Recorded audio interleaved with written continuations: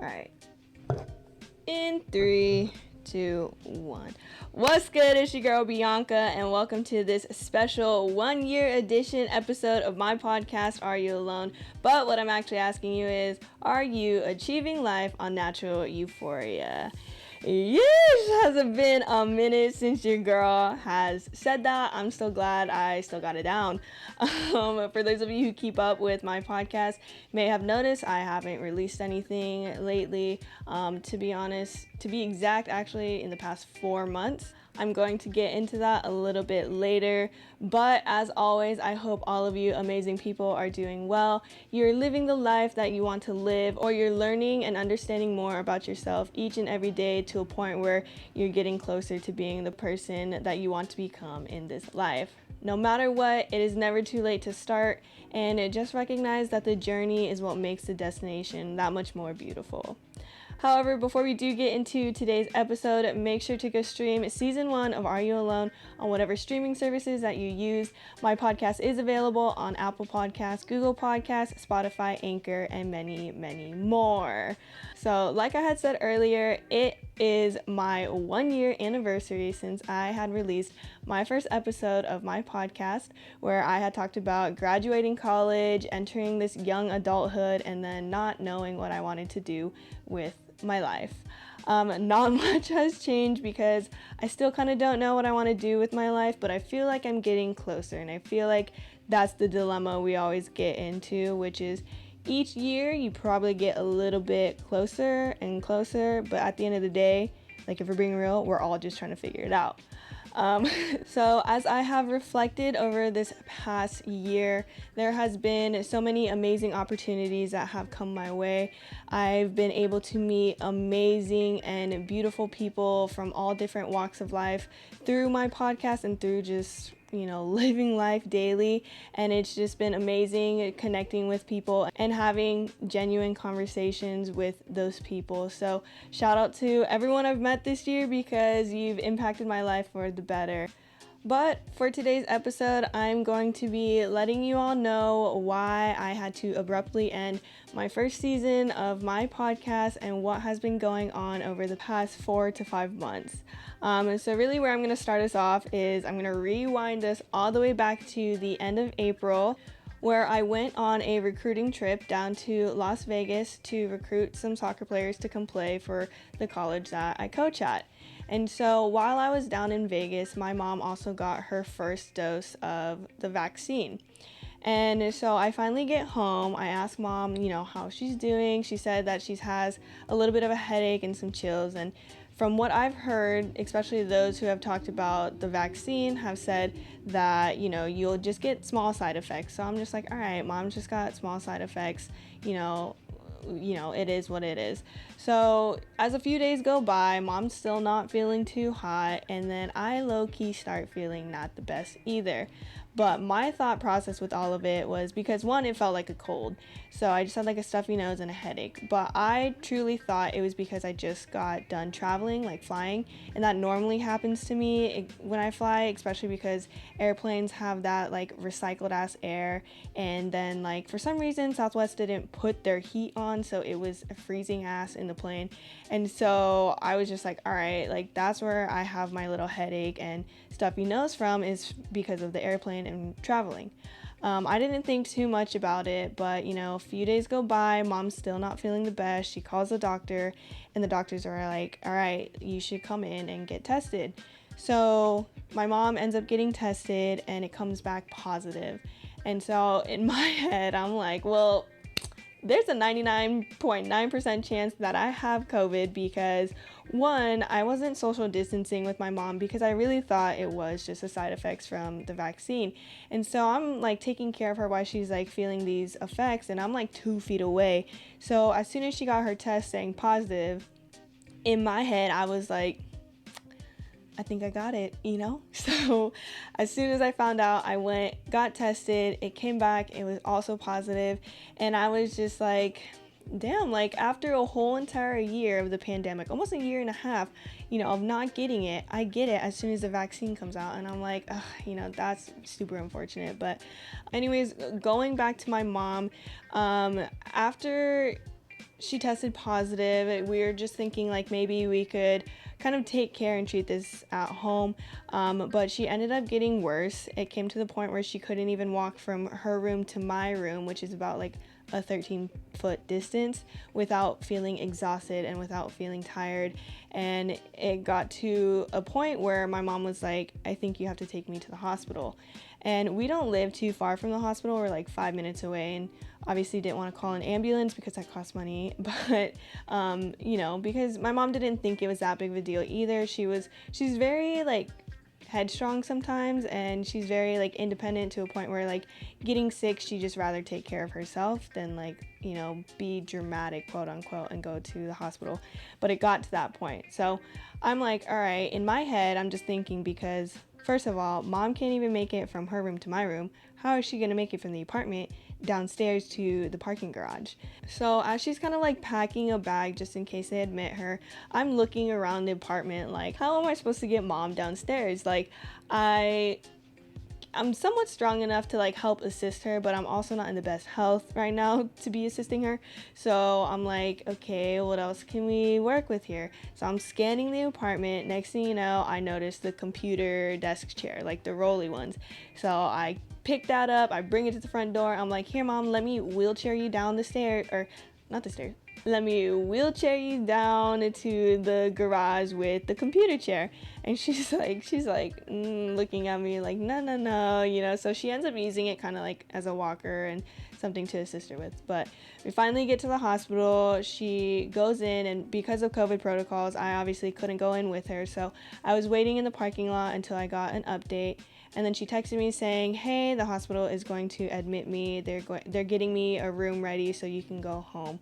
So after mom's was admitted, the doctors had called my sisters and I. They had told us that she came in at the right time because she automatically was deemed as a critically ill patient as soon as she arrived. She was put on a ventilator right away, and then she also at the same time met the requirements to be part of this test experiment for a drug that could potentially help treat COVID.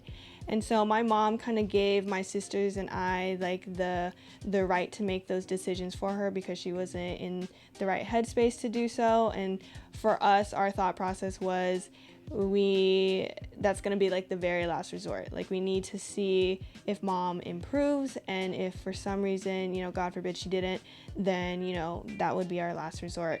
Thankfully, she did get better. It was a roller coaster ride though, because she was getting better. Her vitals were improving, and then throughout the night it suddenly dropped. And then, it was back to square one of how can we help her get better, or how can these doctors help her get better. So shout out to all of you. I'm very, very grateful for the fact that you were all there with my mom and even all of these other patients who were positive for COVID. It was definitely a scary experience. I know it was definitely scary for my mom. But pretty much for me, after I went home from dropping my mom off to the hospital, I just ended up quarantining. Literally, my sisters kept me alive. Let me just say that. I was like a goldfish. They Instacarted me groceries. They DoorDashed me, they Grubhubbed like these like coupons or Grubhub gift cards to me so I could eat. And then pretty much I was just chilling at home. I did have like chills and like fat headache, but that kind of subsided fairly quick. And then I was just watching TV, watching movies. I was kind of stress cleaning because I was obviously stressed out about mom's, crying a little bit too because it was one of those like you never know what could happen. And so that was me. People who have me on Snapchat, my story was full of just like me rambling or me answering like those filter questions. And then at the same time, through all of it, I ended up also losing my smell. And I started to realize I was losing my smell when my tastes got very bland. And then I was doing laundry and I could not smell the laundry detergent. I was literally like sniffing it and nothing. And I was like, no. So I texted our family group chat and I was like, hey fam, like it's official. I lost my smell. Thankfully, I did get it back kind of quick. So it's not like a long lasting thing for me, unlike others.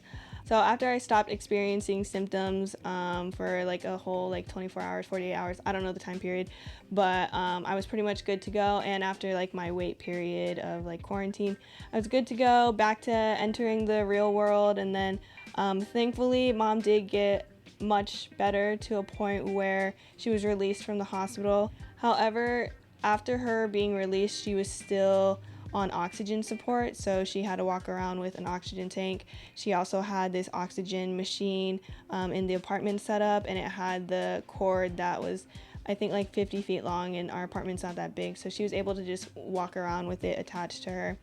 And then she also kind of experienced a little bit of anxiety, like PTSD, just because, for her, the way that she has explained it to me was like, she was just really scared of like, the worst thing that could happen, which is obviously her dying. And she just felt that pressure, like she felt the pressure on her lungs. Like she said, it's an experience she doesn't want anyone else to feel.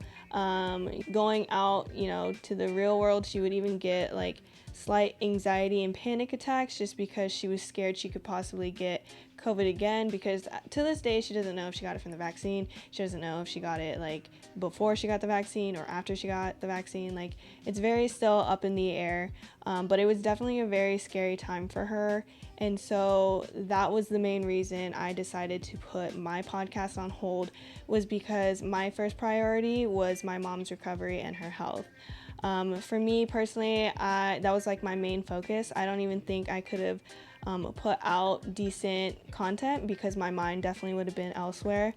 And for those of you who know me or people who are getting to know me, like, my family is very important to me, and they're definitely like people that I will always do my best to put first no matter what. And so that was the case, and that's why I had kind of had that abrupt ending. But at the same time too, mom's oxygen machine was like kind of loud, so you could hear it through the microphone. So I wasn't gonna ask my mom to be like, hey mom, can you turn off your oxygen machine so I can record? Like what kind of shit is that? So I was just like, the timing right now is just, it's not the best. I can't put out content. I'm not focused. I don't want to put out half-ass content either, because I'm not a half-ass person. So for me, I felt like the best thing to do was to come to an end of season 1. Moving on to the months of June and July, I actually took those months to kind of be selfish, a little bit selfish, and take that time to myself. I was able to go on some vacations with my friends and family. It was my first summer that I've actually ever had to myself.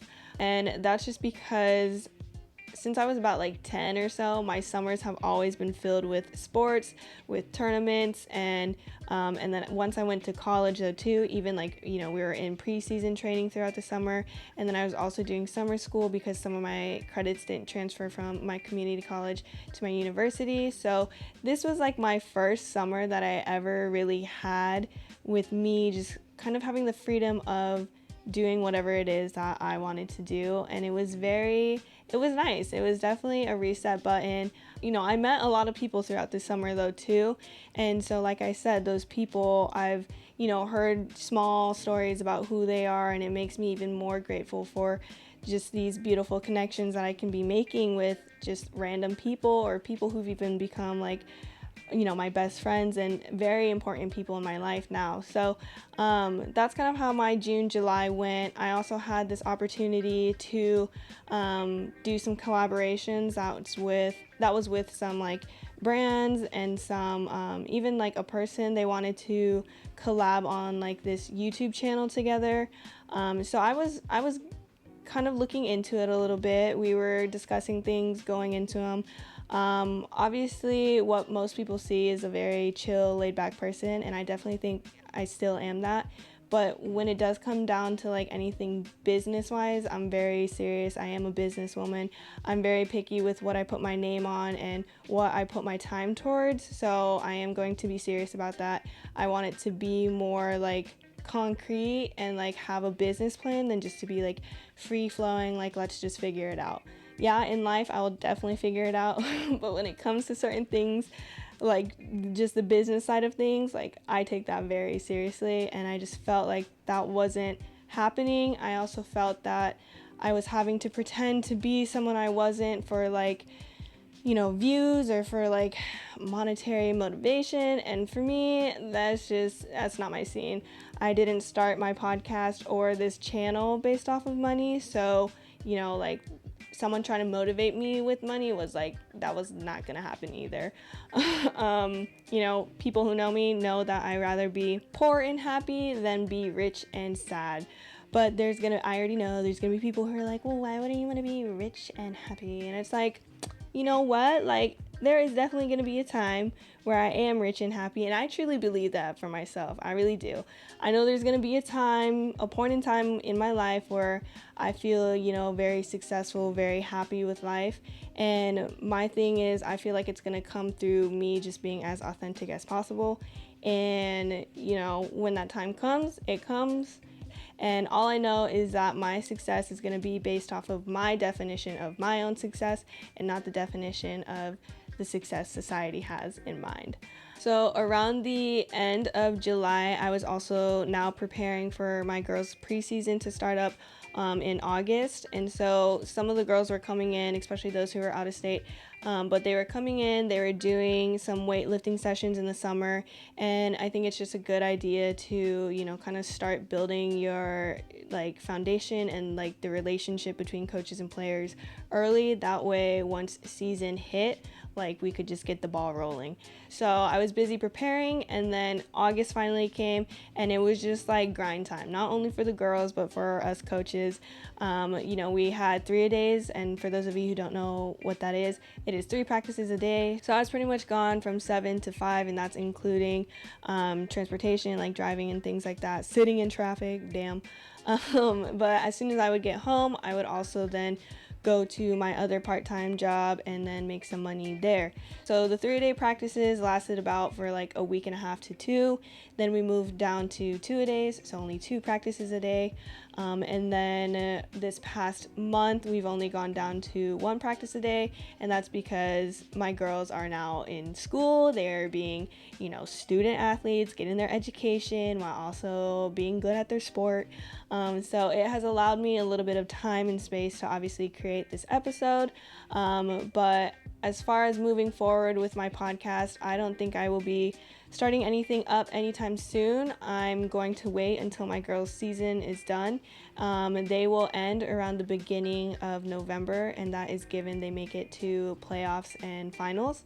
I do want to be very present for that because I would love to help bring these girls to a championship, to win a ring. It is something that I did with my time there, and it is something that I will never forget. The memory and just that feeling of playing in a game like that, I would love for them to feel and just to be able to just have those memories, especially when you're in college. So I'm definitely wanting to be present for that and being just focused on their season. And I also think it'd be dope for my first year as a coach to be like a winning season. Like, who wouldn't want that? So if anything with my podcast moving forward is that it's not going to start up until maybe like the end of November, beginning December. There are some things that I kind of want to adjust as far as the platforms that I use, the software that I use. And then at the same time, I do want to have more guests on my podcast just because, one, it is more like COVID friendly, safe now.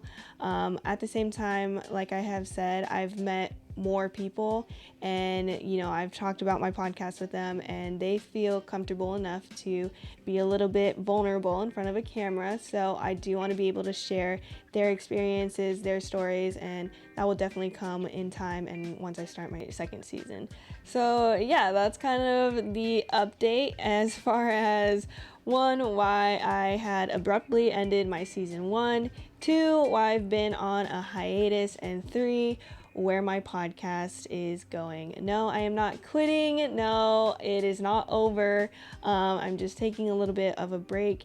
And for me, I really just try to do my best to not only reiterate it through my podcast, but just through having conversations with people about that idea of embracing your individuality while also exercising empathy. I know I've said it in like many different ways to people I've had conversations with, but it's still that idea, it's still effective, and I still try to kind of use that idea as something to motivate others, because you truly don't know what other people are going through or what they're facing. So with that comes the empathy, and at the same time, you have to understand you are a unique ass individual. You're beautiful inside and out. So that's the part of embracing your individuality and being able to share that with others. My intention for today's episode was to be transparent and to keep the lines of communication open with all of you to let you know what's been going on this past 4 to 5 months. No, I'm not ending my podcast. No, I'm not quitting. And that has not been a thought in my mind whatsoever. And for me, this podcast has, I've said it multiple times through here, but it has allowed me to meet so many different people, and I absolutely just love that, especially those who reach out to me and let me know that whenever they're listening to an episode of mine, they feel like they're just having a conversation with me. And the reason I love that so much is because that's really the idea of it, which is just having genuine conversations and just being able to connect with other people in a very open and comfortable environment. So yeah, I'm not going anywhere. Shout out to all of you who have been supporting me throughout this entire year, throughout my little hiatus, through just everything. I'm so very, very grateful for all of you, and it honestly just warms my heart thinking about how much people feel like they can connect with me. And as much as I love talking and connecting with people, and I would love to do that with as many people as I can, it is going to obviously be a little bit difficult considering there are so many people in this world, but that is what the power of social media can do, and it can do it in a very positive way. So once again, I'm just very, very, very, very grateful for just all the love and the support. I hope that got across. I tend to have a monotone and sarcastic tone, so some people are like, oh my god, she's whatever. But really, I truly do mean it. Thank you from the bottom of my heart. However, this does conclude my special 1-year edition episode of my podcast, Are You Alone? Thank you to everyone who has been here the entire year, who are just now showing up, who don't know who I am but want to know who I am. Just big shout out to all of you. Make sure to go stream Are You Alone Season 1 on whatever streaming services that you use. If you're still watching, make sure to give this a big thumbs up. Make sure to subscribe and to also turn on those post notifications. You can also keep up with Are You Alone on Instagram at AYA_podcast and on Facebook at the Are You Alone follow page. I normally post all my updates on those social medias, so just be sure to keep an eye out for when season 2 drops. Other than that, my name is Bianca, and as we continue this journey, all I ask is that you do your best to achieve life on natural euphoria.